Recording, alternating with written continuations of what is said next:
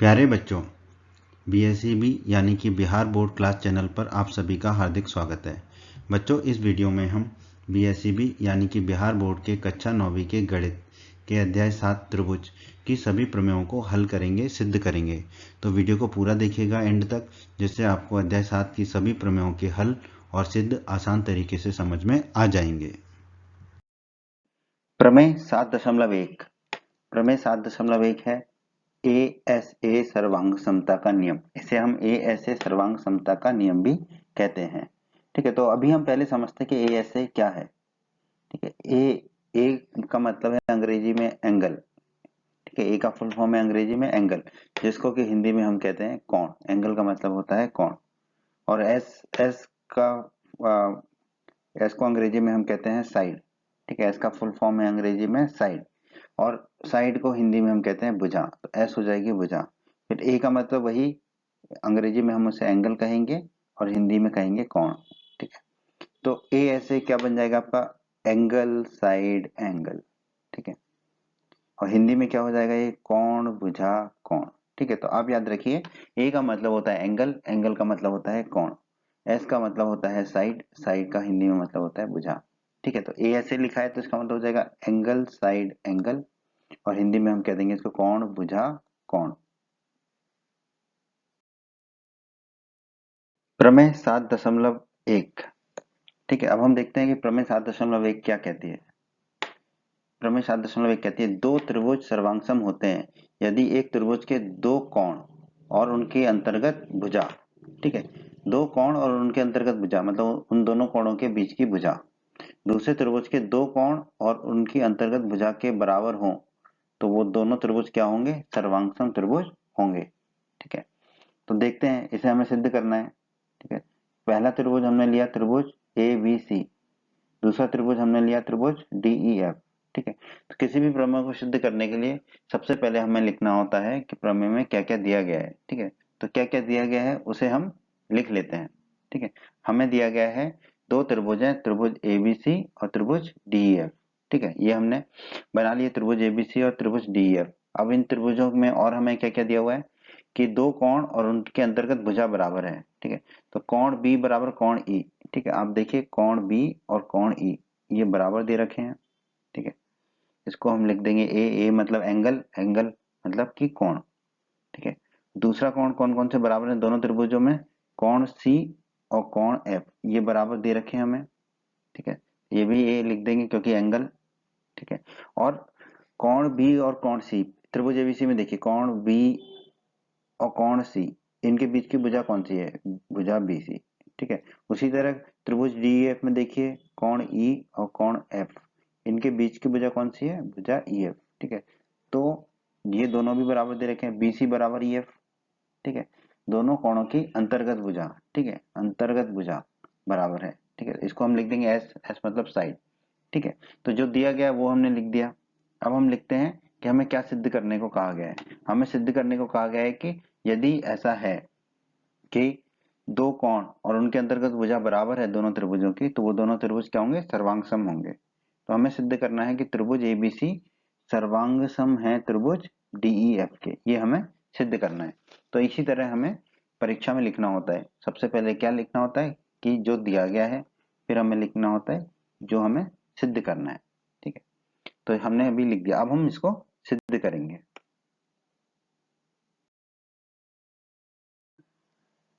दोनों त्रिभुजों की सर्वांग समता के लिए तीन स्थितियां संभव है।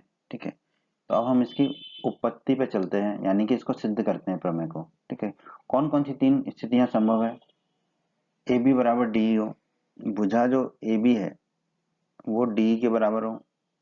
ठीक है, ये दोनों भुजाएं, स्थिति एक।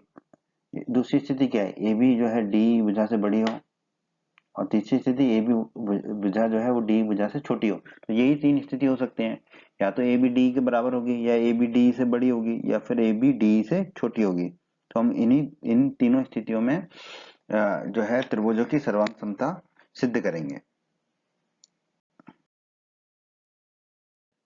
आइए अब हम स्थिति एक को देखते हैं। स्थिति एक में हमने क्या मानना है, ए बी भुजा जो है वो डी भुजा के बराबर है। अगर ए बी भुजा जो है ये भुजा डी भुजा के बराबर है।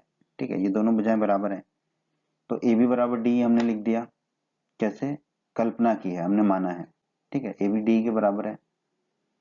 ये हो गया एस। एस मतलब कि साइड यानी कि भुजा। कोण बी और कोण ई बराबर है। ये हमें कैसे पता चला? क्योंकि ये हमें दिया हुआ है, ये हमें प्रमेय में दिया हुआ है। कोण बी बराबर कोण ई, इसको लिख देंगे हम ए एंगल। और बी सी बराबर ई एफ, भुजा बी सी और ई एफ बराबर है, ये भी हमें प्रमेय में दिया हुआ है। और ये क्या है? भुजा है, तो इसको हम लिख देंगे एस, साइड। ठीक है, अब आप देखिए एस ए एस। ठीक है, अब एस ए एस नियम से क्या हो जाएगा? ए बी सी और डी एफ त्रिभुज क्या हो जाएंगे? सर्वांग हो जाएंगे, क्योंकि दो भुजाओं दो भुजाएं और एक कोण, उनके बीच का कोण बराबर है। दो भुजा, ये भुजा ए बी और भुजा बी सी, इनके बीच का कोण बी।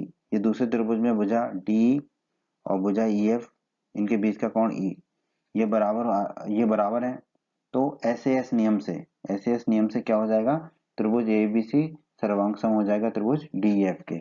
यही हमें सिद्ध करना था। तो स्थिति एक में तो हमने सिद्ध कर दिया कि दिए गए त्रिभुज ए बी सी और त्रिभुज डी एफ सर्वांग सम होंगे। अब हम स्थिति 2 को देखते हैं। स्थिति 2 में हमने क्या माना था? ए बी जो है वो डी से बड़ा है। ठीक है, इसलिए हम ए बी पर एक बिंदु पी ऐसा ले सकते हैं जहां पर पी बी डी के बराबर हो। ठीक है, तो आप देखिए हमने माना है ए बी जो है डी से बड़ा है, और ए बी जो भुजा है वो डी से बड़ी है, तो उस पर एक बिंदु पी हमने ऐसा लिया कि पी बी जो है डी के बराबर हो। ठीक है, क्योंकि ए बी जो है वो डी से बड़ा है। तो अब त्रिभुज पी बी सी, ये वाला त्रिभुज, और त्रिभुज डी ई एफ, ये वाला त्रिभुज, इन दोनों त्रिभुजों में हम देखते हैं पी बी बराबर डी। ये अभी हमने ऐसा बिंदु लिया था पी पी जो कि पी बी बराबर डी हो। पी बी बराबर डी कैसे हो रहा है? रचना से, जो हमने अभी रचना करी, ऐसा बिंदु लिया पी। ठीक है, कौन, इसे हम कहेंगे एस। एस मतलब कि भुजा। कोण बी बराबर कोण ई, ये तो हमें दिया हुआ है प्रमेय में, ये हो जाएगा ए। ए मतलब एंगल, मतलब कि कोण। बी सी बराबर ई एफ, बी सी और ई एफ बराबर है, ये भी हमें दिया हुआ है, ये हो जाएगा एस मतलब साइड मतलब भुजा। ठीक है, अब एस नियम से, एस अभिग्रह से हम क्या कह सकते हैं कि जो त्रिभुज पीबीसी है, त्रिभुज पीबीसी, एबीसी नहीं, त्रिभुज पीबीसी और त्रिभुज डीएफ, ये दोनों क्या हैं? सर्वांग त्रिभुज हैं। ठीक है, किस नियम से? एस नियम के द्वारा। ठीक है, तो अभी पीबीसी और डीएफ को हमने सर्वांग सिद्ध किया है। अब हम एबीसी और डीएफ को सर्वांग सिद्ध करेंगे। स्थिति 2, यहाँ पर हमने अभी सिद्ध किया कि त्रिभुज पीबीसी और त्रिभुज डीईएफ जो है वो सर्वांग है। अगर ये दोनों त्रिभुज सर्वांग है तो इनके संगत भाग जो है वो बराबर होंगे। ठीक है, संगत भाग मतलब कि संगत भुजाएं और संगत कोण। तो जो कोण पीसीबी है, कोण पीसीबी, ये वाला जो कोण है, ये किसके बराबर होगा? कोण डीएफई के। कोण डीएफई इस वाले कोण के बराबर होगा, क्योंकि ये दोनों त्रिभुज क्या है? सर्वांग है। ठीक है, पीसीबी, पीसीबी, ठीक है, ये किसके बराबर होगा? D F E. ठीक है, क्रम बराबर होना चाहिए, परंतु हमें क्या दिया गया है? हमें दिया गया है कोण एसीबी। कोण एसीबी, ये जो कोण है एसीबी, ठीक है, ये पूरा कोण, ये किसके बराबर है? कोण डीएफई के। कोण डीएफई के बराबर है ये। ठीक है, ये हमें प्रमेय में दिया हुआ है। अब आप देखिए पीसीबी भी डीएफई के बराबर है कोण, और कोण एसीबी भी कोण डीएफई के बराबर है। तो हम कह सकते हैं कि कोण एसीबी जो है वो कोण पीसीबी के बराबर होगा। एसीबी और पीसीबी बराबर होंगे? बिल्कुल बराबर होंगे। कोण एसीबी और कोण पीसीबी बराबर होंगे। परंतु क्या यह संभव है कि ये दोनों कोण बराबर हों? हाँ, ये संभव तो है, पर कब संभव है? जब बिंदु P और बिंदु A दोनों संपाती हों। संपाती का मतलब एक ही जगह पर हो, जहां A वहीं पर P हो, तभी ये संभव है कि कोण ACB और कोण PCB बराबर हो। तो इसका मतलब है कि बिंदु A और बिंदु P संपाती होंगे, संपाती हैं। आगे बढ़ते हैं हम। पी बी बराबर डी, ये हमें कैसे प्राप्त हुआ था? रचना से, क्योंकि हमने पी बिंदु कैसे लिया था कि पी बी बराबर डी के हो। ठीक है, पी बी बराबर डी तो रचना से प्राप्त हुआ। पी बिंदु ए के साथ संपाती है, यानी कि जो पी बिंदु है वही ए बिंदु है, दोनों एक ही जगह पर हैं, तो हम पी की जगह ए रख देंगे तो कोई फर्क नहीं पड़ेगा। तो हम कह सकते हैं पी बी बराबर जो डी है, तो पी की जगह हम क्या रख देंगे? ए रख देंगे। तो ए बी बराबर क्या हो जाएगा? डी, क्योंकि पी और ए बिंदु संपाती हैं, तो पी और तो पी बी और ए बी एक ही चीज हो जाएगी। तो ए बी बराबर क्या हो जाएगा हमारा? डी।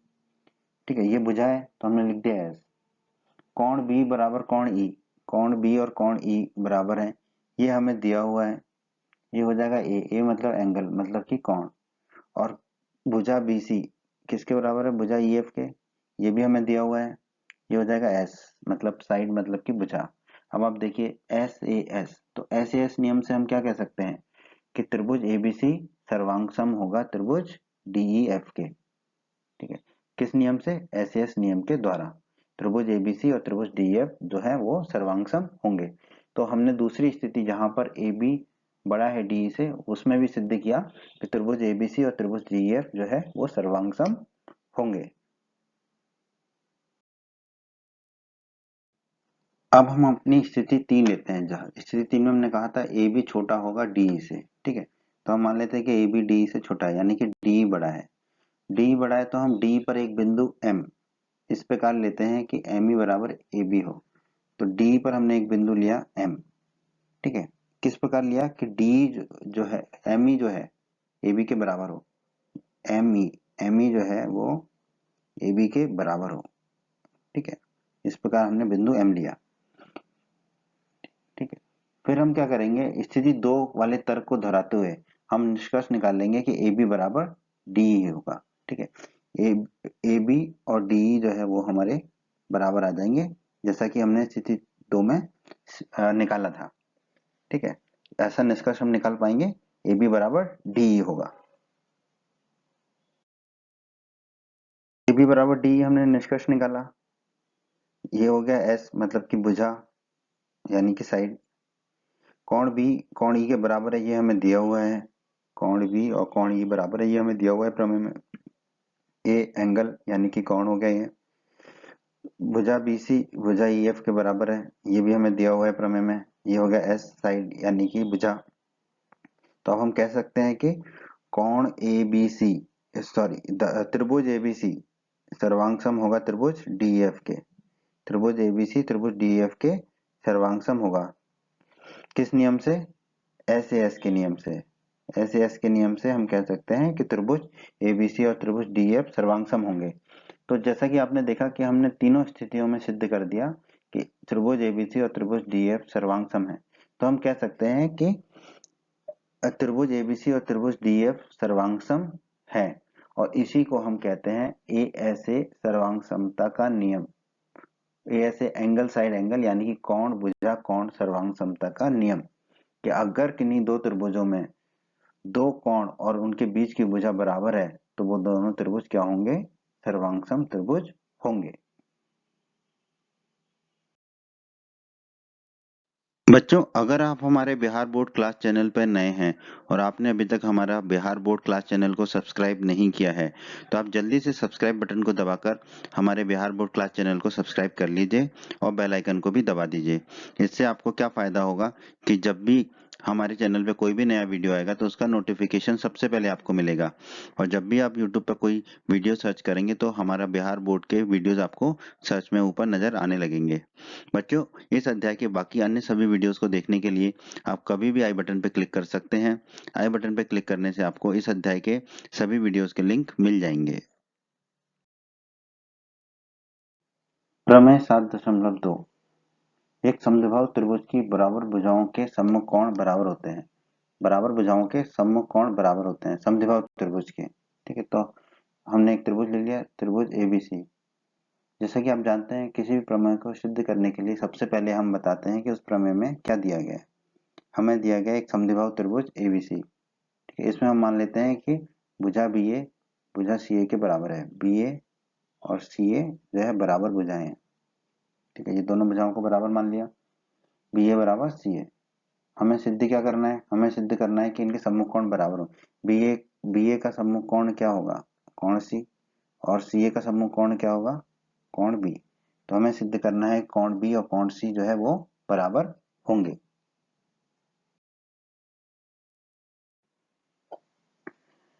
प्रमेय 7.2 को सिद्ध करने के लिए हमें कुछ रचना करनी पड़ेगी, ठीक है।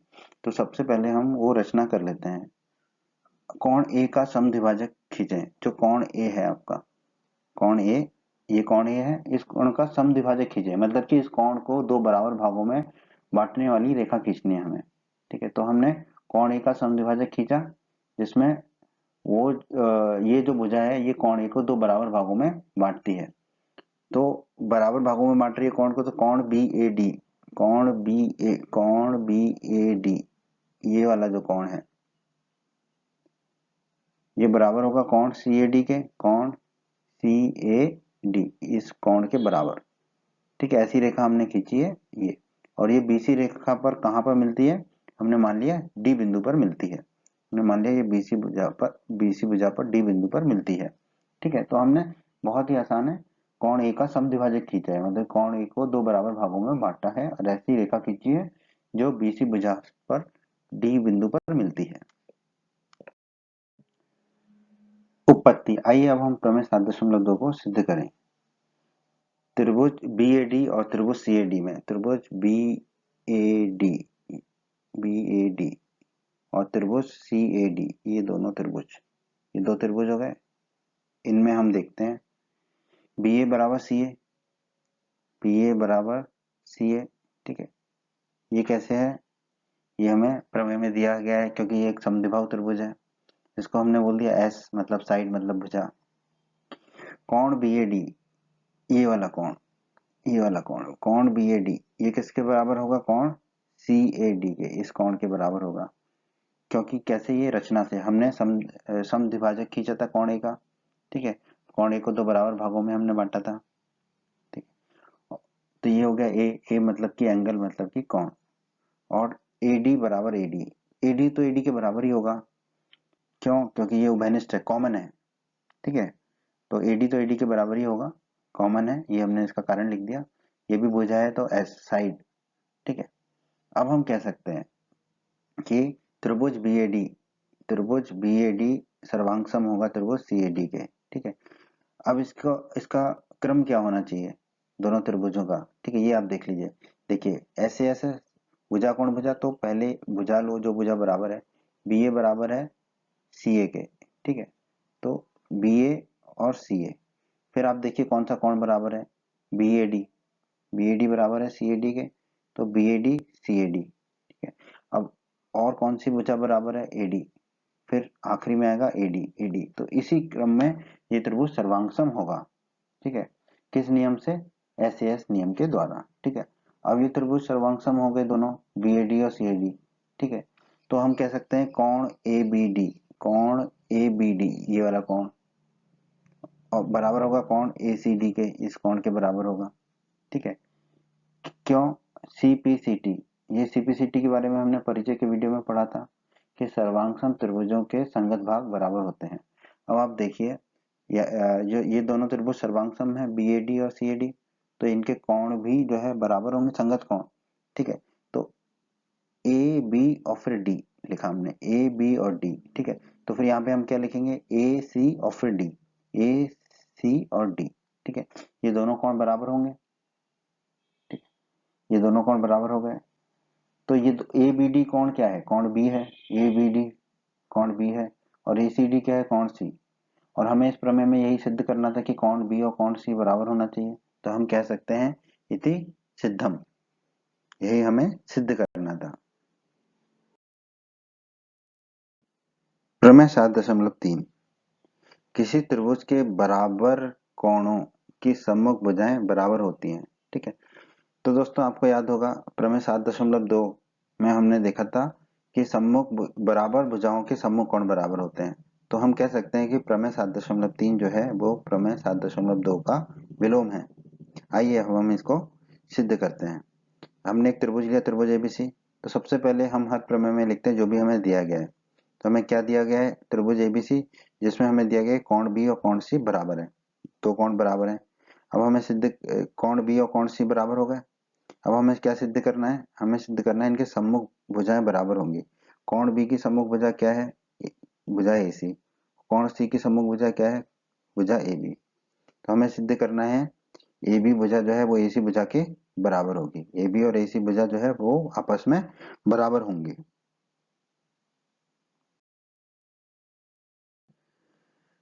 प्रमेय 7.3 को सिद्ध करने के लिए हमें कुछ रचना करनी पड़ेगी। तो सबसे पहले हम वो रचना करते हैं, कोण ए का समद्विभाजक खींचते हैं। ठीक है, जो कोण ए है उसको दो बराबर भागों में बांटते हैं। तो हमने कोण ए का समद्विभाजक खींचा एडी। ठीक है, एक भुजा खींची एडी। ठीक है, तो कोण ए का समद्विभाजक खींचा तो कोण बी एडी, कोण बी एडी ये वाला जो कोण है बी एडी ये बराबर होगा कोण सी एडी के, क्योंकि हमने जो एडी भुजा है वो कोण ए का समद्विभाजक है। और मान लेते हैं कि ये जो भुजा एडी ये बीसी भुजा पर कहाँ मिलती है, डी बिंदु पर मिलती है।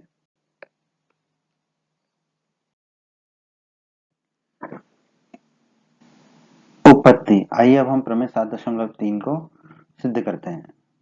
त्रिभुज बीएडी और त्रिभुज सीएडी में, त्रिभुज बीएडी और त्रिभुज सीएडी ये दोनों त्रिभुज में, ठीक है, हम देखते हैं कोण बी बराबर कोण सी, कोण बी बराबर कोण सी। ठीक है, ये तो दिया हुआ है हमें, इसको हम लिख दिया ए मतलब कि एंगल। कोण बी ए डी बराबर कोण सी ए डी, कोण बी ए डी ये वाला कोण बराबर कोण सी ए डी, रचना से यह भी हमने लिखा, ये भी हो गया ए एंगल कोण। और ए डी बराबर ए डी, ए डी तो ए डी के बराबर ही होगा, उभयनिष्ठ भुजा है, कॉमन भुजा है, ये हो गया एस साइड। ठीक है, तो हम कह सकते हैं कि त्रिभुज बी ए डी जो है सर्वांग सम होगा त्रिभुज सी ए डी के। ठीक है, किस नियम से, ए ए एस नियम से, एंगल एंगल साइड। ठीक है, ये नियम हमने पढ़ा था हमारे पिछले वीडियोस में। एंगल एंगल साइड नियम से हम कह सकते हैं त्रिभुज बीएडी और त्रिभुज सीएडी जो है सर्वांगसम होंगे। अतः हम कह सकते हैं ए बी बराबर ए सी। अब देखिए ए बी उल्टा चलेंगे बराबर ए सी, क्योंकि सर्वांगसम त्रिभुजों के संगत भाग बराबर होते हैं, सीपीसीटी लिखते हैं इसको हम अंग्रेजी में। ठीक है, तो संगत भुजाएं बराबर होंगी, तो ए बी बराबर ए सी होगा। ठीक है, ए बी बराबर ए सी, तो ए बी बराबर ए सी हो गया। यही हमें सिद्ध करना था कि बराबर कोणों के सम्मुख भुजाएं बराबर होती हैं। ठीक है, यही है इस प्रमेय में हमें सिद्ध करना था, तो हम कह सकते हैं इति सिद्धम। प्रमेय 7.4 एस एस एस सर्वांग समता का नियम। तो सबसे पहले हम जान लेते हैं कि एस एस एस क्या है। एस मतलब कि साइड यानी कि भुजा, एस मतलब साइड यानी कि भुजा, एस मतलब साइड यानी कि भुजा। तो एस एस एस क्या हो जाएगा आपका, साइड साइड साइड। ठीक है, तो हिंदी में हम इसको क्या कहेंगे, भुजा भुजा भुजा। ठीक है, तो यही है आपकी प्रमेय 7.4। अब हम इसको पढ़ते हैं और इसको सिद्ध करते हैं। प्रमेय 7.4 एस एस एस सर्वांग समता का नियम। देखते हैं ये प्रमेय क्या कहती है। यदि एक त्रिभुज की तीनों भुजाएं एक अन्य त्रिभुज की तीनों भुजाओं के बराबर हो तो दोनों त्रिभुज सर्वांगसम होते हैं। चलिए देखते हैं इसको।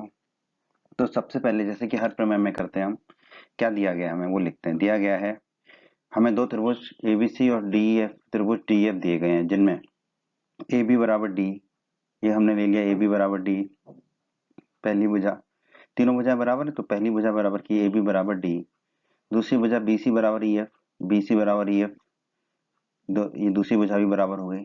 तीसरी भुजा ए सी बराबर डी एफ, ए सी बराबर डी एफ, ये तीसरी भुजा भी आपस में बराबर है। तो हमें सिद्ध क्या करना है, हमें सिद्ध करना है कि ये दोनों त्रिभुज, त्रिभुज एबीसी और त्रिभुज डीएफ क्या होंगे, सर्वांग सम होंगे। ये दोनों त्रिभुज सर्वांग सम होंगे, ये हमें सिद्ध करना है। प्रमेय 7.4 को सिद्ध करने के लिए हमें कुछ रचना करनी पड़ेगी। तो हम कुछ रचना करते हैं। भुजा ईजी को इस प्रकार खींचे, एक भुजा हमने ईजी इस प्रकार खींची कि कोण जीईएफ कोण एबीसी के बराबर होगा। कोण जीईएफ ये वाला जो कोण है वो कोण एबीसी के बराबर होगा। ठीक है, और भुजा जी, जी भुजा जो है वो भुजा ए बी के बराबर होगी, ये भुजा ए बी के बराबर होगी, भुजा जी भुजा ए बी के बराबर होगी। ठीक है, और भुजा एफ जी को हम जोड़ देंगे। ठीक है, तो ये हमें रचना करनी है इस प्रमेय को सिद्ध करने के लिए। उपपत्ति। आइए अब हम प्रमेय 7.4 को सिद्ध करते हैं। त्रिभुज एबीसी और त्रिभुज ईएफजी में, ये है आपका त्रिभुज एबीसी और ये है आपका त्रिभुज ईएफजी। इसमें बीसी बराबर ईएफ, ये तो आपको दिया गया है, प्रमेय में दिया है बीसी और ईएफ बराबर है। इसको लिख लेंगे एस साइड यानी कि भुजा। कोण जीएफ बराबर कोण एबीसी, कोण जीएफ और कोण एबीसी बराबर है। कैसे? रचना से, अभी हमने रचना की थी। ए लिख लेंगे इसको क्योंकि ये कोण है, एंगल है। और ए बी बराबर जी, ये भी हमने रचना से किया था। ए बी और जी बराबर है, ये हो गई साइड यानी कि एस यानी कि भुजा। ठीक है, तो ये बन गया आपका एस ए एस। तो हम कह सकते हैं त्रिभुज एबीसी सर्वांग होगा त्रिभुज जीएफ के। किस नियम से? एस ए एस के नियम से। अब त्रिभुज एबीसी और त्रिभुज जीएफ सर्वांग है, तो इनके संगत कोण भी बराबर होंगे। तो कोण ए और कोण जी बराबर होगा। कोण ए बराबर कोण जी लिख दिया हमने, कोण ए और कोण जी बराबर हो गए। इसको हम लिख देंगे सीपीसीटी। सीपीसीटी का मतलब हिंदी में क्या होता है? सर्वांग त्रिभुजों के संगत भाग बराबर होते हैं। और ये कौन से संगत भाग है? संगत कोण है। तो कोण ए और कोण जी बराबर होगा। इसको हम कह देंगे समीकरण 1।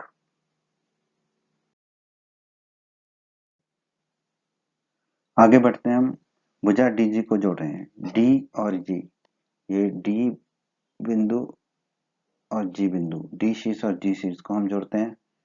ठीक है, ये जोड़ दिया हमने डी जी भुजा को। कोण डी जो है वो कोण 1 और कोण 2 के बराबर है। कोण डी को हमने लिख दिया कोण 1 और कोण 2। ठीक है, उसी तरह कोण जी को लिखा हमने कोण 3 और कोण 4। कोण 3 और कोण 4 कोण जी के बराबर है। ठीक है, ए बी बराबर डी, ए बी बराबर डी, ये तो हमें दिया गया है। ए बी बराबर जी, ए बी बराबर जी, ये हमने रचना से इसकी रचना की थी हमने। तो आप देखिए ए बी जो है वो डी के भी बराबर है और ए बी जो है जी के भी बराबर है। तो हम कह सकते हैं कि डी जो होगा, डी जो होगा वो जी के बराबर होगा। तो डी बराबर जी हो जाएगा आपका। ठीक है, तो हम कह सकते हैं कि जो डी ई जी है, डी ई जी त्रिभुज डी जी, त्रिभुज डी जी जो है वो एक समद्विबाहु त्रिभुज है, क्योंकि इसकी दो भुजाएं बराबर है। कौन कौन सी भुजाएं? डी और ई जी, ये दोनों भुजाएं आपस में बराबर है। तो त्रिभुज डी ई जी जो है एक समद्विबाहु त्रिभुज है। त्रिभुज डी ई जी एक समद्विबाहु त्रिभुज है, तो कोण 1 और कोण 3 आपस में बराबर होंगे। कैसे आप बता सकते हैं? प्रमेय 7.2 से। प्रमेय 7.2 में हमने सिद्ध किया था कि एक समद्विबाहु त्रिभुज की बराबर भुजाओं के समूह कोण बराबर होते हैं। तो यहाँ पर बराबर भुजाएं हैं डी और ई जी, इनके सम्मुख कोण क्या है? कोण 1 और कोण 3। तो ये दोनों कोण आपस में बराबर होंगे। ठीक है, तो कोण 1 बराबर कोण 3, इसे हम कह देते हैं समीकरण 2। आगे बढ़ते हैं, त्रिभुज एबीसी और त्रिभुज जीईएफ, ये त्रिभुज एबीसी और त्रिभुज जीईएफ, ये दोनों त्रिभुज जो हैं वो सर्वांग सम है, ये हम सिद्ध कर चुके हैं। तो AC बराबर जीएफ, AC बराबर जीएफ होगा। क्यों? सीपीसीटी, सर्वांगसम त्रिभुजों के संगत भाग बराबर होते हैं। तो ये सर्वांगसम त्रिभुजों की संगत भुजाएं हैं। ए सी बराबर जी एफ। ठीक है, ए सी बराबर डी एफ, ए सी बराबर डी एफ, ये तो हमें दिया गया है। ठीक है, तो हम कह सकते हैं जी एफ बराबर डी एफ, क्योंकि ए सी बराबर जो है वो जी एफ है और ए सी ही बराबर जो है वो डी एफ है। तो ये दोनों आपस में बराबर होंगे। तो हमने लिख दिया जी एफ बराबर डी एफ, हमने लिख दिया जी एफ बराबर डी एफ। अब जी एफ और डी एफ बराबर है, तो हम कह सकते हैं D F G, D F G, D F G, ये जो त्रिभुज है ये त्रिभुज समद्विबाहु त्रिभुज होगा, क्योंकि इसकी दो भुजाएं आपस में बराबर हैं। कौन कौन सी? जी एफ और डी एफ, जी एफ और डी एफ, ये दोनों भुजाएं आपस में बराबर हैं। तो त्रिभुज डी एफ जी एक समद्विबाहु त्रिभुज हो गया। तो कोण 2 बराबर कोण 4 होगा। कोण 2, ये ऊपर वाला कोण और ये कोण 4, ये आपस में बराबर होंगे। क्यों? क्योंकि प्रमेय 7.2 कहती है एक समद्विबाहु त्रिभुज की बराबर भुजाओं के सम्मुख कोण बराबर होते हैं। तो कोण 2 और कोण 4 जो है बराबर भुजाओं के सम्मुख कोण है, तो ये दोनों आपस में बराबर होंगे। इसे हम कह देंगे समीकरण 3। कोण 1 बराबर कोण 3, यह है हमारा समीकरण 2। कोण 2 बराबर कोण 4, यह है हमारा समीकरण 3। ठीक है, अब समीकरण 2 और समीकरण 3 को जोड़ेंगे तो कोण 1 धन कोण 2 कितना हो जाएगा, कोण 3 धन कोण 4। ठीक है, और हमने पहले देखा था कोण 1 और कोण 2 ये किसके बराबर है, कोण डी के, तो हमने लिख दिया कोण डी। उसी तरह कोण 3 और कोण 4 किसके बराबर है, कोण जी के, तो यहाँ हमने लिख दिया कोण जी। कोण डी बराबर हो गया कोण जी। कोण ए बराबर है आपका कोण जी के। ठीक है, ये हमने समीकरण 1 में देखा था, कोण ए बराबर कोण जी। ठीक है, तो कोण जी जो है वो कोण ए के भी बराबर है और कोण जी जो है वो कोण डी के बराबर है। तो हम कह सकते हैं कि कोण ए और कोण डी जो है वो आपस में बराबर होंगे और इसको हम कह देते हैं समीकरण 4। अब त्रिभुज एबीसी और त्रिभुज डीईएफ में हम देखते हैं AB बराबर DE, AB और DE भुजाएं जो है बराबर है आपस में, ये हमें दिया हुआ है प्रमेय में ही। इसको हम लिख लेंगे S मतलब साइड यानी कि भुजा। कोण A बराबर कोण D, कोण A और कोण D बराबर है, ये अभी हमने समीकरण 4 में निकाला था, तो इसको हम कह देंगे A यानी कि एंगल यानी कि कोण। और कोण AC भुजा AC बराबर भुजा DF, भुजा AC और भुजा DF जो है बराबर है, ये भी हमें दिया हुआ है प्रमेय में।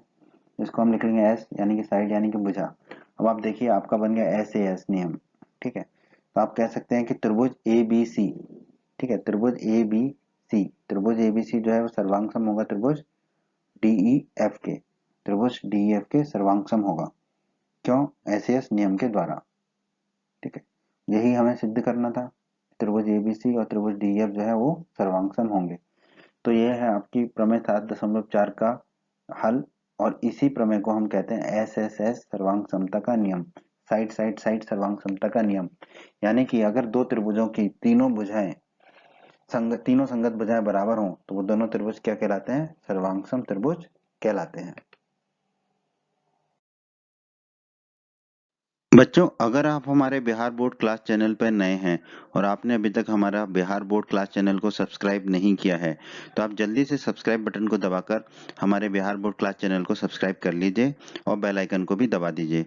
इससे आपको क्या फ़ायदा होगा कि जब भी हमारे चैनल पे कोई भी नया वीडियो आएगा तो उसका नोटिफिकेशन सबसे पहले आपको मिलेगा, और जब भी आप यूट्यूब पर कोई वीडियो सर्च करेंगे तो हमारा बिहार बोर्ड के वीडियोज़ आपको सर्च में ऊपर नज़र आने लगेंगे। बच्चों, इस अध्याय के बाकी अन्य सभी वीडियोस को देखने के लिए आप कभी भी आई बटन पर क्लिक कर सकते हैं। आई बटन पर क्लिक करने से आपको इस अध्याय के सभी वीडियोस के लिंक मिल जाएंगे। प्रमेय 7.5, प्रमेय 7.5 का दूसरा नाम है RHS सर्वांग समता नियम। ठीक है, तो ये RHS क्या है पहले हम इसको समझ लेते हैं दोस्तों। R का मतलब अंग्रेजी में है राइट एंगल। ठीक है, R मतलब राइट एंगल। राइट एंगल को हिंदी में हम कहते हैं समकोण। समकोण मतलब 90 डिग्री का कोण। ठीक है, तो ये हो गया एक समकोण। ठीक है, राइट एंगल, R मतलब राइट एंगल मतलब कि समकोण। H का मतलब होता है अंग्रेजी में हाइपोटेनियस। H का पूरा मतलब होता है हाइपोटेनियस, जिसको कि हिंदी में हम कहते हैं कर्ण। ठीक है, एक समकोण त्रिभुज में लंब होता है, आधार होता है और कर्ण होता है, तो H होता है हाइपोटेनियस जिसे हम कहते हैं कर्ण। तो ये हो गया हमारा कर्ण, सबसे बड़ी भुजा होती है या जो 90 डिग्री के कोण की सम्मुख भुजा होती है उसको हम कहते हैं कर्ण। S का मतलब यहाँ पर है साइड। साइड मतलब भुजा, भुजा मतलब कोई सी भुजा। कर्ण के अलावा इस त्रिभुज में, समकोण त्रिभुज में कौन कौन सी दो भुजाएं होती हैं, लंब और आधार। ठीक है, तो लंब और आधार ये दो भुजाएं हो गई। ठीक, तो RHS का मतलब क्या हुआ, राइट एंगल, हाइपोटेनियस और साइड। हिंदी में देखें तो समकोण, कर्ण और भुजा। तो आपने RHS को समझा, यहाँ पर RHS का मतलब है समकोण, कर्ण और भुजा। ठीक है, अब हम इस प्रमेय को देखेंगे। अब हम देखते हैं प्रमेय 7.5 क्या कहती है। ठीक है, प्रमेय 7.5 RHS सर्वांग समता का नियम कहता है यदि दो समकोण त्रिभुजों में, ठीक है, दो समकोण त्रिभुजों में त्रिभुज एक त्रिभुज का कर्ण और एक भुजा जो है क्रमशः दूसरे त्रिभुज के कर्ण और भुजा के बराबर हो, तो दोनों त्रिभुज क्या होंगे, सर्वांगसम होंगे। ठीक है, तो इस प्रमेय को हम सिद्ध करते हैं। ठीक है, तो क्या दिया हो गया है पहले वो लिख लेते हैं, उससे हमें ये प्रमेय और समझ में आएगी। ठीक है, हमें क्या क्या दिया हुआ है, हमें दिया हुआ है दो त्रिभुज एबीसी और त्रिभुज डीएफ। ठीक है, दो त्रिभुज दिए हुए हैं। ठीक है, और हमें कहा गया है ये क्या है, समकोण त्रिभुज है। समकोण त्रिभुज है तो हम मान लेते हैं कोण बी और कोण ई जो है वो 90 डिग्री के हैं। तो ये दोनों कोण बराबर होंगे क्योंकि दोनों कोण 90 डिग्री के हैं। तो कोण बी और कोण ई जो है 90 डिग्री के हैं क्योंकि ये दोनों त्रिभुज क्या है, समकोण त्रिभुज होंगे। ठीक है, तो हम लिख लेंगे आर। आर मतलब अभी हमने देखा था राइट एंगल। ठीक है, यानी कि 90 समकोण। और क्या दिया हुआ है, कर्ण बराबर है। ठीक है, कर्ण बराबर है तो दोनों त्रिभुजों के कर्ण बराबर कर दिए हमने। तो हम लिख पाएंगे ए सी बराबर डी एफ। कर्ण यहाँ पर ए सी है, कर्ण दूसरे त्रिभुज में कर्ण डी एफ है। ठीक है, कर्ण बराबर है तो इसको हम क्या लिख देंगे, एच। एच मतलब हाइपोटेनियस, मतलब कि कर्ण बराबर है। और हमें दिया गया है एक भुजा बराबर है। ठीक है, तो इसमें दो भुजाएं हैं। ठीक है, लंब और आधार। तो हम किसी को भी बराबर मान सकते हैं, दोनों लंबों को भी बराबर मान सकते हैं या दोनों आधार को बराबर मान लें। तो यहाँ पर हम मान लेते हैं कि दोनों आधार बराबर हैं। तो BC बराबर EF। ठीक है, हम मान लेते हैं कि BC और EF आपस में बराबर है। हम लंब को भी बराबर मान सकते हैं, हम किसी भी भुजा को बराबर मान सकते हैं, लंब को या आधार को। ठीक है, तो इसको हमने लिख दिया S। तो ये हमें प्रमेय में दिया गया है कि दो समकोण त्रिभुज हैं, उनके कर्ण बराबर हैं और उनकी एक भुजा बराबर है, जिसको हमने यहाँ पर आधार मान लिया है, जो कि बराबर है। अब हमें सिद्ध करना है कि त्रिभुज ABC और त्रिभुज DF जो है वो सर्वांगसम त्रिभुज होंगे। ठीक है, इन दोनों त्रिभुजों को सर्वांगसम हमें सिद्ध करना है।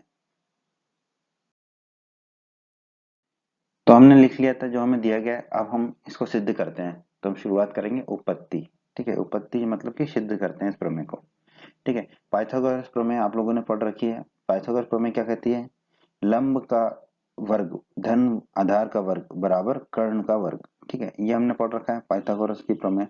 पाइथागोरस की प्रमेय किस में लगती है, समकोण त्रिभुज में। ठीक है, क्योंकि समकोण त्रिभुज में ही लंब आधार और कर्ण होते हैं। तो अब त्रिभुज एबीसी में जो पहला त्रिभुज है आपका, इसमें हम क्या लगा देते हैं, पाइथागोरस प्रमेय लगा देते हैं।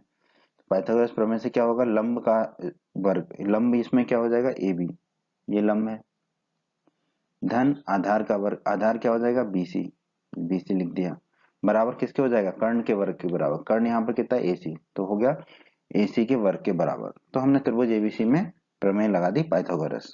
ठीक है, तो हमें मिला AB का वर्ग धन BC का वर्ग बराबर AC का वर्ग। इसको हम कह देंगे समीकरण 1।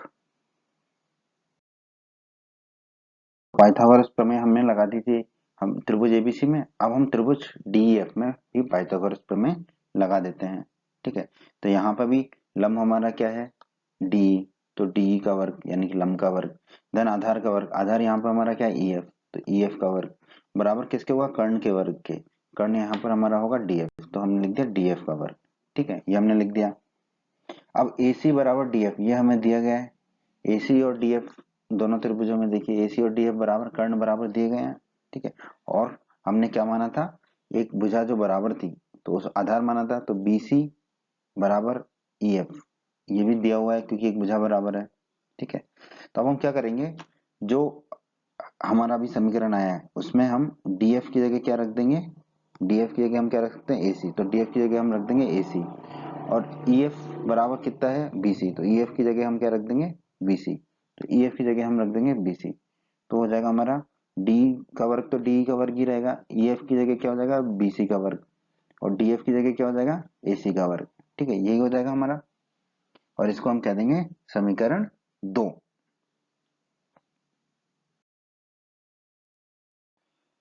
तो हमें समीकरण 1 मिला है, AB का वर्ग धन BC का वर्ग बराबर AC का वर्ग। ये समीकरण 1 था हमारा। समीकरण 2 क्या है, D का वर्ग धन BC का वर्ग बराबर AC का वर्ग। ठीक है, तो आप देखेंगे दाहिनी तरफ दोनों समीकरण में क्या रहा है, AC का वर्ग, यानी कि दोनों समीकरण बराबर हैं। तो हम लिख देंगे समीकरण 1 बराबर समीकरण 2।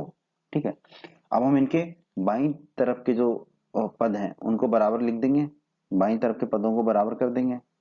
तो हम क्या लिख सकते हैं, AB का वर्ग धन BC का वर्ग बराबर DE का वर्ग धन BC का वर्ग। ठीक है, ये दोनों बराबर हो जाएंगे।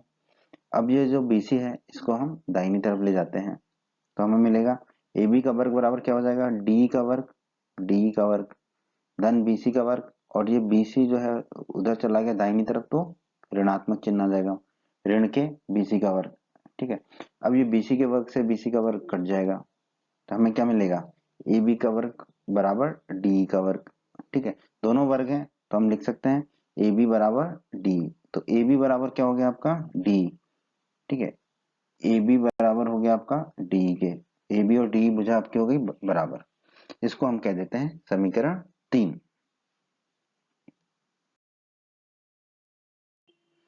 अब त्रिभुज ABC और त्रिभुज DEF, इन दोनों में आप देखिए, AB बराबर DE समीकरण 3 से अभी हमने निकाला था। ठीक है, इसको हम कह देंगे S, मतलब कि साइड मतलब भुजा। ठीक है, AC बराबर DF दिया हुआ है, दोनों त्रिभुजों के कर्ण बराबर हैं। AC बराबर DF, AC बराबर DF हो गया, इसको भी हम कर देंगे S यानी कि भुजा।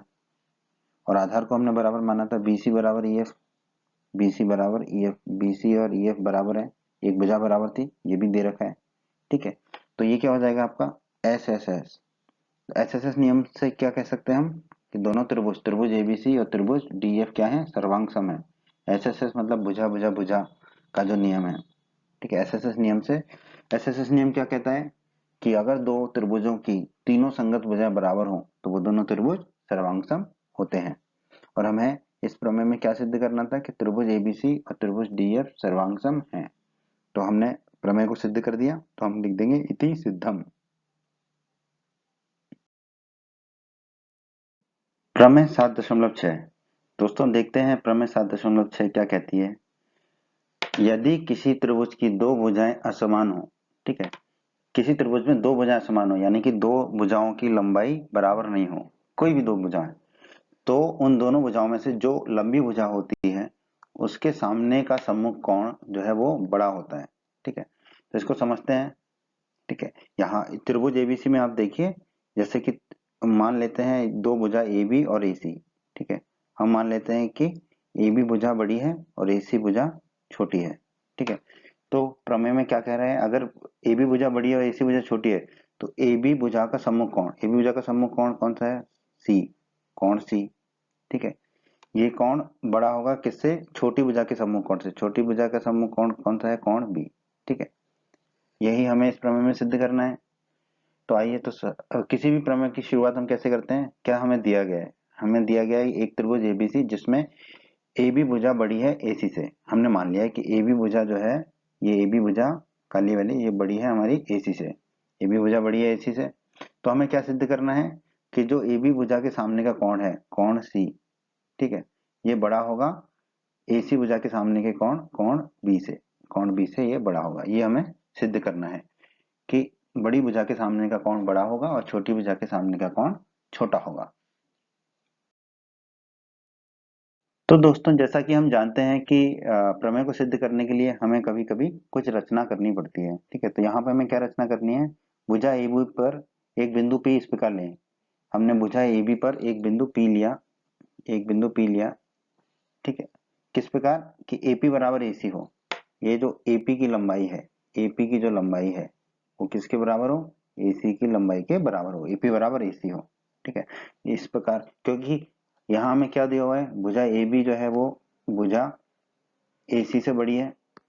ठीक है, तो हम भुजा AB पर एक बिंदु P ले सकते हैं जो कि AC के बराबर हो। तो हमने लिया AP बराबर AC। ठीक है, AP बराबर AC। अब हम कैसे भुजा PC को जोड़ दें। ठीक है, तो बिंदु P को शीर्ष C से जोड़ देते हैं। ठीक है, तो ये हो गई हमारी रचना इस प्रमेय की। अब हम इसको सिद्ध करेंगे।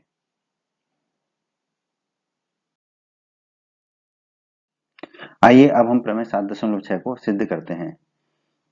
AP बराबर AC, ये हमने रचना में माना था, रचना की थी। ठीक है, तो हम कह सकते हैं त्रिभुज APC, त्रिभुज APC, ये वाला जो त्रिभुज है, ये त्रिभुज क्या होगा, एक समद्विबाहु त्रिभुज होगा, क्योंकि इस त्रिभुज की दो भुजाएं बराबर हैं, AP और AC, ये दो भुजाएं बराबर हैं।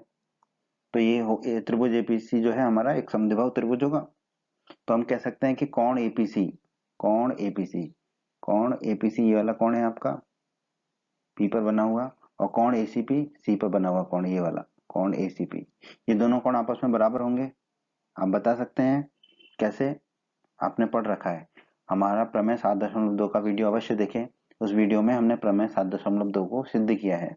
और प्रमेय 7.2 क्या कहती है? एक समद्विबाहु त्रिभुज की बराबर भुजाओं के सम्मुख या सामने के कोण बराबर होते हैं। तो ये दोनों कोण कौन से कोण हैं?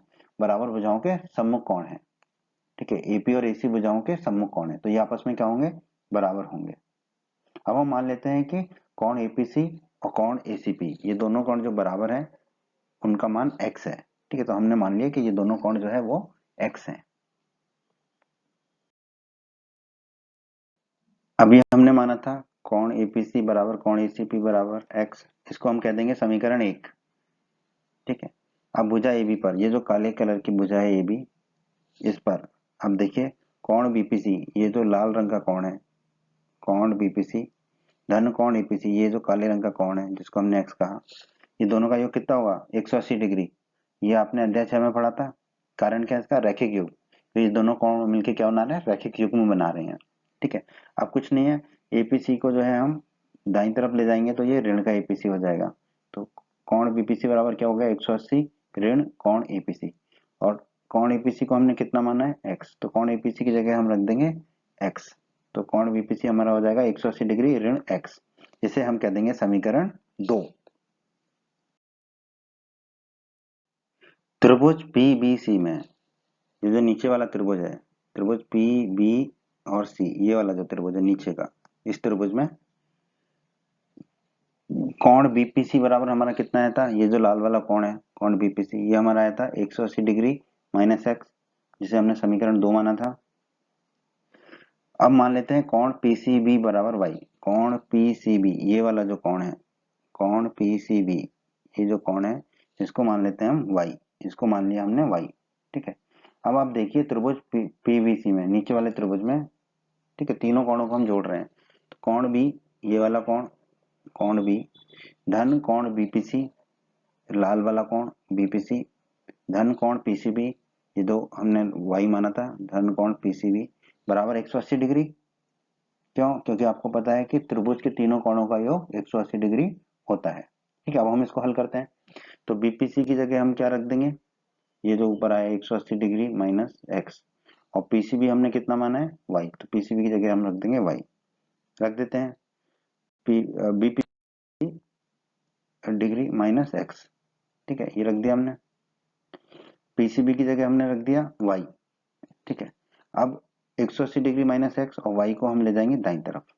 ठीक है, तो जब ये दाईं तरफ जाएगा तो ऋण का चिन्ह आ जाएगा, दोनों में ऋण का चिन्ह आ गया। तो कोण बी बराबर हमारा कितना हो जाएगा? 180 डिग्री ऋण 180 डिग्री ऋण के x ब्रैकेट के अंदर ऋण का y, ये आ जाएगा हमारा। अब हम इसको हल करते हैं। ठीक है, ब्रैकेट को खोलते हैं तो 180 डिग्री ऋण के साथ आएगा, माइनस से माइनस ये कटेगा तो ये धन का x हो जाएगा और ऋण का y तो है ही। अब 180 डिग्री से 180 डिग्री चला जाएगा तो कोण बी बराबर हमें मिल जाएगा x ऋण y, इसे हम कह देंगे समीकरण 3। ठीक है, अब कोण सी, ये वाला जो पूरा कोण सी है, ये देखिए ये किस किस से मिलके बना है? ऊपर वाला कोण ACP और नीचे वाला कोण PCB, इन दोनों से मिलके बना है कोण सी बराबर। ठीक है, ACP क्या है हमारा? x और PCB क्या है? y, तो हम यहाँ रख देंगे। तो कोण सी बराबर हो गया हमारा x धन y। ठीक है, इसे हम कह देंगे समीकरण 4। अब आप देखिए x धन y है कोण सी और कोण भी है x ऋण y। ठीक है, आप जानते हैं कि x धन y जो है वो हमेशा x ऋण y से बड़ा होगा। ठीक है, दो संख्याओं का योग हमेशा दो संख्याओं के घटाव से बड़ा होता है, ये हमने पिछली कक्षाओं में पढ़ रखा है। ठीक है, x धन y क्या है? कोण सी है, तो इसकी जगह हम लिख देंगे कोण सी, और x ऋण y क्या है? कोण बी, तो x ऋण y की जगह रख देंगे हम कोण बी। ठीक है, तो आ जाएगा कोण सी बड़ा होगा कोण बी से, और हमें इस प्रमेय में यही सिद्ध करना था कि कोण सी बड़ा होगा कोण बी से, क्योंकि AC भुजा बड़ी है AC भुजा से, AB भुजा AC भुजा से बड़ी है। तो हमें यही सिद्ध करना था कोण सी बड़ा होगा कोण बी से, तो हम कह सकते हैं इति सिद्धम। बच्चों, अगर आप हमारे बिहार बोर्ड क्लास चैनल पर नए हैं और आपने अभी तक हमारा बिहार बोर्ड क्लास चैनल को सब्सक्राइब नहीं किया है, तो आप जल्दी से सब्सक्राइब बटन को दबाकर हमारे बिहार बोर्ड क्लास चैनल को सब्सक्राइब कर लीजिए और बेल आइकन को भी दबा दीजिए। इससे आपको क्या फ़ायदा होगा कि जब भी हमारे चैनल पे कोई भी नया वीडियो आएगा तो उसका नोटिफिकेशन सबसे पहले आपको मिलेगा। और जब भी आप यूट्यूब पर कोई वीडियो सर्च करेंगे तो हमारा बिहार बोर्ड के वीडियोस आपको सर्च में ऊपर नजर आने लगेंगे। बच्चों, इस अध्याय के बाकी अन्य सभी वीडियोस को देखने के लिए आप कभी भी आई बटन पर क्लिक कर सकते हैं। आई बटन पर क्लिक करने से आपको इस अध्याय के सभी वीडियोस के लिंक मिल जाएंगे। प्रमेय 7.7 प्रमेय 7.7 कहती है किसी त्रिभुज के बड़े कोण की सम्मुख भुजा बड़ी होती है, लंबी होती है। ठीक है, तो ये प्रमेय 7.6 का विलोम हुआ। आपने हमारा अगर प्रमेय 7.6 का वीडियो नहीं देखा है तो उसे अवश्य देखें। ठीक है, प्रमेय 7.6 में कहा था कि बड़ी भुजा का सम्मुख कोण बड़ा होता है। यहाँ पर कहा गया है कि बड़े कोण की सम्मुख भुजा बड़ी होती है। ठीक है, तो हमें एक त्रिभुज दिया गया है एबीसी। ठीक है, इसमें हम मान लेते हैं कि कोण सी जो है हमारा वो बड़ा है और कोण भी छोटा है। कोण सी बड़ा है तो कोण सी की सम्मुख भुजा कौन सी होगी? ये काली वाली भुजा ए बी। और कोण बी की सम्मुख भुजा होगी भुजा ए सी। तो बड़े कोण की भुजा बड़ी होगी तो ए बी भुजा बड़ी होगी भुजा ए सी से। ठीक है, ये हमें सिद्ध करना है। तो आइए इस प्रमेय को हम हल करते हैं। तो सबसे पहले तो जो हमें दिया गया वो लिख लेंगे प्रमेय में। क्या दिया हुआ है? एक त्रिभुज एबीसी दिया है जिसमें हमने मान लिया कि कोण सी जो है वो कोण बी से बड़ा है। कोण सी जो है कोण बी से बड़ा है, ये हमने मान लिया है। ठीक है, एक कोण बड़ा मानना पड़ेगा। तो कोण सी कोण बी से बड़ा है तो हमें क्या सिद्ध करना है कि कोण सी के जो सामने की भुजा है यानी कि भुजा ए बी जो है वो बड़ी होगी भुजा ए सी से, कोण बी के सम्मुख भुजा से बड़ी होगी। तो हमें सिद्ध करना है कि भुजा ए बी जो है वो भुजा ए सी से बड़ी होगी। ये हमें इस प्रमेय में सिद्ध करना है। आइए अब हम प्रमेय 7.7 को सिद्ध करते हैं। उपपत्ति। ठीक है, तो त्रिभुज एबीसी में हमारे पास तीन स्थितियां संभव है इस प्रमेय को सिद्ध करने के लिए। या तो स्थिति एक है, या तो भुजा ए बी और ए सी बराबर हो, ए बी और ए सी भुजा बराबर हो। स्थिति दो क्या है? भुजा ए बी बड़ी छोटी हो भुजा ए सी से। और स्थिति तीन क्या है? ए बी भुजा बड़ी हो भुजा ए सी से। स्थिति तीन ही हमें सिद्ध करनी है। बट ये तीन स्थिति हो सकती है दो भुजाओं के बीच में, या तो दोनों भुजाएं आपस में बराबर हो, या पहली भुजा बड़ी हो दूसरी छोटी हो, या पहली छोटी हो दूसरी बड़ी हो। ठीक है, ये तीनों स्थितियों को हम देख लेते हैं और फिर हम सिद्ध कर पाएंगे कि जो है ए बी भुजा ए सी भुजा से बड़ा है। ठीक है, जहां पर हमें दिया गया है कि कोण सी जो है वो बड़ा है कोण बी से। ठीक है, इस स्थिति में क्या होगा ये देखना है। तो हम तीनों स्थितियों को जांच लेंगे इस स्थिति में कि ए बी ए सी के बराबर है, या ए बी छोटा है ए सी से, या ए बी बड़ा है ए सी से। तो हम तीनों स्थितियों को देखते हैं।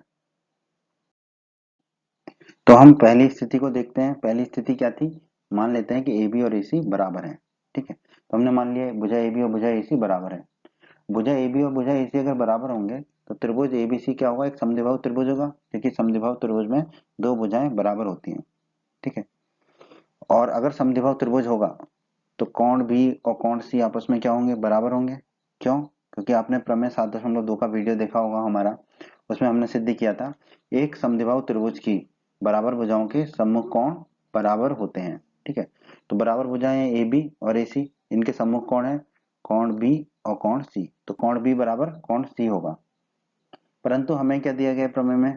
कोण सी बड़ा है कोण बी से, कोण सी जो है कोण बी से बड़ा है। तो हम कह सकते हैं कि ए बी बराबर ए सी जो है वो संभव नहीं है। ए बी बराबर ए सी संभव नहीं है, तो हम लिख देंगे ए बी ए सी के बराबर नहीं है। ये चिन्ह होता है बराबर नहीं होने का। ठीक है, तो ए बी नहीं है बराबर ए सी के। ठीक है, तो पहली स्थिति जो है हमारी संभव नहीं है। आइए अब हम स्थिति दो को देखते हैं। मान लिया कि ए बी भुजा छोटी है ए सी भुजा बड़ी है। ए बी भुजा छोटी है ए सी भुजा बड़ी है। ठीक है, तो हमने पढ़ा था कि बड़ी भुजा का सम्मुख कोण बड़ा होता है। तो बड़ी भुजा का सम्मुख कोण कौन सा हो गया यहाँ पे? कोण बी। और छोटी भुजा का सम्मुख कोण हो गया हमारा यहाँ पे कोण सी। तो क्या होना चाहिए हमारा? कोण बी बड़ा होना चाहिए कोण सी से, कोण सी से बड़ा होगा कोण बी। ठीक है, क्योंकि बड़ी भुजा का सम्मुख कोण बड़ा होता है। ये आपने प्रमेय 7.6 में पढ़ा है। यदि किसी त्रिभुज की दो भुजाएं असमान हो तो लंबी भुजा के सामने का सम्मुख कोण बड़ा होता है। ठीक है, लंबी भुजा यहाँ पर कौन सी? ए सी। तो ए सी का सम्मुख कोण कौन सा है? कोण बी। ठीक है, तो कोण बी बड़ा होगा कोण सी से। प्रमेय 7.6 में हमने इसको सिद्ध किया था। आपने यदि हमारा प्रमेय 7.6 का वीडियो नहीं देखा है तो उसे अवश्य देखें। ठीक है, परंतु हमें क्या दिया है? हमें दिया है प्रमेय में कोण सी बड़ा है कोण बी से। तो भुजा ए बी छोटी हो भुजा ए सी से, ये संभव नहीं है, क्योंकि जो हमें दिया गया है उसका विपरीत हमें उत्तर प्राप्त हो रहा है। ठीक है, तो हम कह सकते हैं कि ए बी भुजा जो है वो ए सी भुजा से छोटी नहीं होगी। तो ए बी भुजा छोटी नहीं होगी ए सी भुजा से, तो स्थिति 2 संभव नहीं है। आइए अब हम स्थिति 3 की चर्चा करते हैं कि भुजा ए बी बड़ी होगी भुजा ए सी से, ये मान लेते हैं।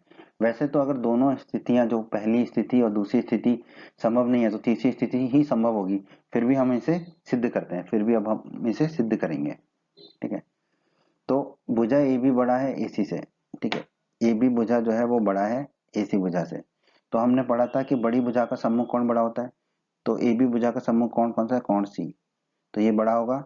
एसी भुजा का समूह कोण क्या है? कोण बी से। तो कोण सी बड़ा होगा कोण बी से। ये हमने प्रमेय 7.6 में सिद्ध किया था। किसी भी त्रिभुज की दो भुजाएं समान हो तो लंबी भुजा के सामने का समूह कोण बड़ा होता है। तो कोण सी बड़ा होगा कोण बी से। ठीक है, और यही हमें दिया गया है, कोण सी बड़ा है कोण बी से। तो स्थिति ए बी बड़ी हो ए सी से, ये संभव है, ये स्थिति संभव है। ठीक है, तो हम कह सकते हैं कि ए बी बड़ा होगा ए सी से, भुजा ए बी भुजा ए सी से बड़ी होगी, और यही हमें सिद्ध करना था। तो हम कह सकते हैं इति सिद्धम। प्रमेय 7.8 प्रमेय 7.8 कहती है त्रिभुज की किन्हीं दो भुजाओं का योग, किन्हीं भी दो भुजाओं का योग तीसरी भुजा से बड़ा होता है। ठीक है, तीसरी भुजा से बड़ा होगा, दो भुजाओं का योग तीसरी भुजा से बड़ा होगा। ठीक है, तो इसको हम सिद्ध करते हैं। तो सबसे पहले जो दिया गया है वो लिख लेते हैं। क्या दिया गया है? हमें एक त्रिभुज दिया गया है, त्रिभुज एबीसी। ठीक है, हमें क्या सिद्ध करना है? कि किन्हीं भी दो भुजाओं का योग तीसरी भुजा से बड़ा होता है। तो ए बी धन ए सी, ठीक है, ए बी धन ए सी किससे बड़ा होगा? बी सी से। ठीक है, दूसरी स्थिति क्या है? ए बी धन बी सी, ए बी धन बी सी, ये किससे बड़ा होगा? ए सी से। तीसरी स्थिति हमारी क्या है? बी सी, बी सी धन ए सी, बी सी धन ए सी किससे बड़ा होगा? ए बी से। ठीक है, तो हमें ये तीनों सिद्ध करने हैं कि किन्हीं भी दो भुजाओं का योग तीसरी भुजा के योग से बड़ा होगा।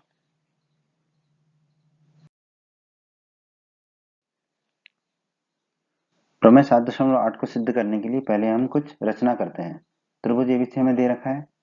अब हम बी ए भुजा को बिंदु डी तक इस प्रकार खींचते हैं।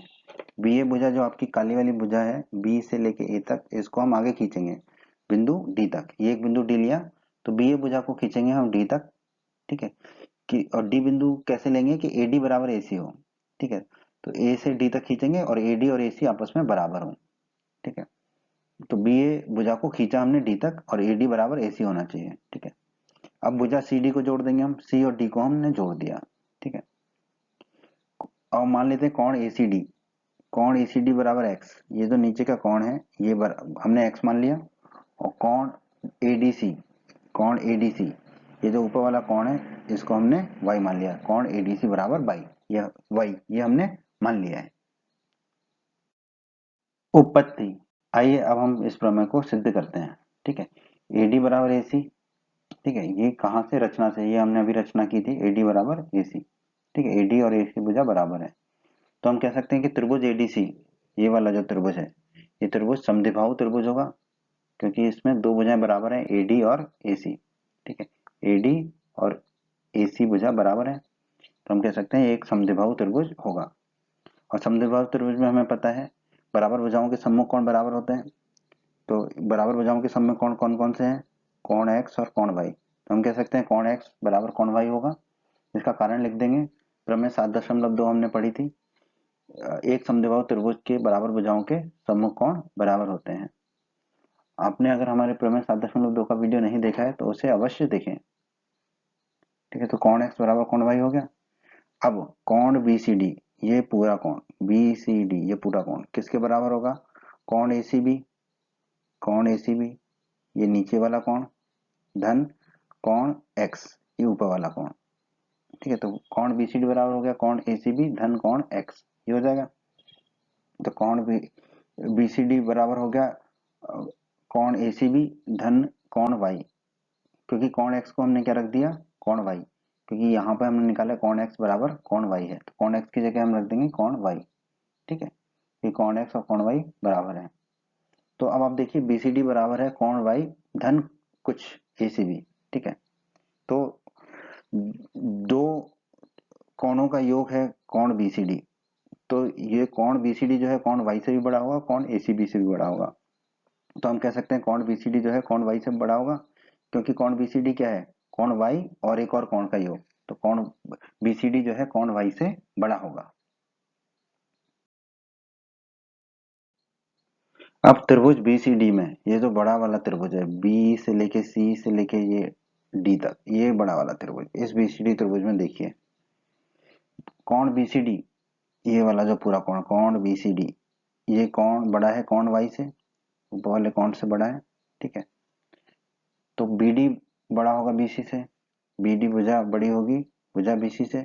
क्यों? क्योंकि प्रमेय 7.7 में हमने सिद्ध किया था त्रिभुज के बड़े कोण की सम्मुख भुजा बड़ी होती है, ठीक है। तो यहाँ पे बड़ा कोण कौन सा है, BCD, और BCD की सम्मुख भुजा कौन सी है, BD, और छोटा कोण कौन सा है, कोण X, कोण Y, और कोण Y की सम्मुख भुजा कौन सी है, भुजा BC।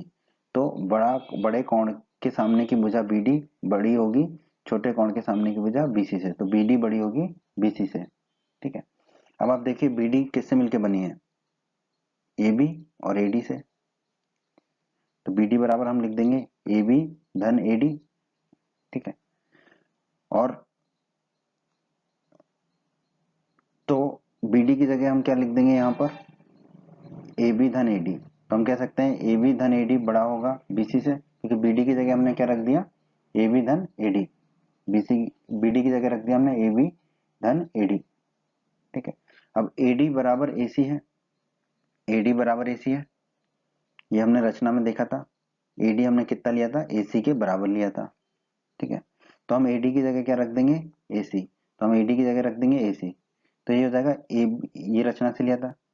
अब हो जाएगा AB धन AD की जगह क्या रख दिया, AC, किससे बड़ा है, BC से, और यही हमें सिद्ध करना था, तो हम कह सकते हैं इति सिद्धम, ठीक है। तो जो पहली स्थिति थी उसको हमने सिद्ध कर दिया।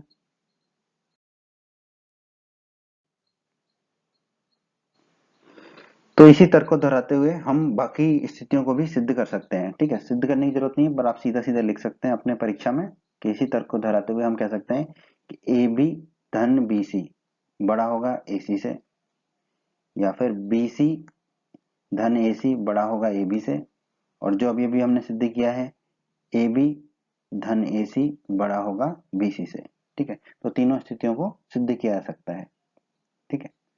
इति सिद्धम, तो हम कह देंगे हमने अपनी प्रमेय को सिद्ध कर दिया। उम्मीद करते हैं बच्चों आपको हमारा ये वीडियो पसंद आया होगा। बच्चों अगर आप बिहार बोर्ड क्लास चैनल पर नए हैं और आपने अभी तक हमारे चैनल को सब्सक्राइब नहीं किया है तो सब्सक्राइब बटन को दबाकर जल्दी से चैनल को सब्सक्राइब कर लीजिए और बेल आइकन को भी दबा दीजिए। इससे आपको क्या फ़ायदा होगा, जब भी हमारे चैनल पर कोई भी नया वीडियो आएगा तो उसका नोटिफिकेशन सबसे पहले आपको मिलेगा, और जब भी आप यूट्यूब पर वीडियोज़ को सर्च करेंगे तो हमारे चैनल के वीडियोज़ आपको ऊपर नज़र आने लगेंगे। आप हमारे वीडियोस को अपने साथी छात्रों के साथ, दोस्तों के साथ व्हाट्सएप और फेसबुक पर अवश्य शेयर कीजिए, जिससे आपके दोस्तों को भी लाभ हो सके। आपको वीडियो पसंद आया है तो वीडियो को लाइक अवश्य करें, और इस अध्याय के अन्य सभी वीडियोस को देखने के लिए आई बटन पर क्लिक करें। आई बटन पर क्लिक करने से आपको इस अध्याय के सभी वीडियोस के लिंक प्राप्त हो जाएंगे। धन्यवाद बच्चों।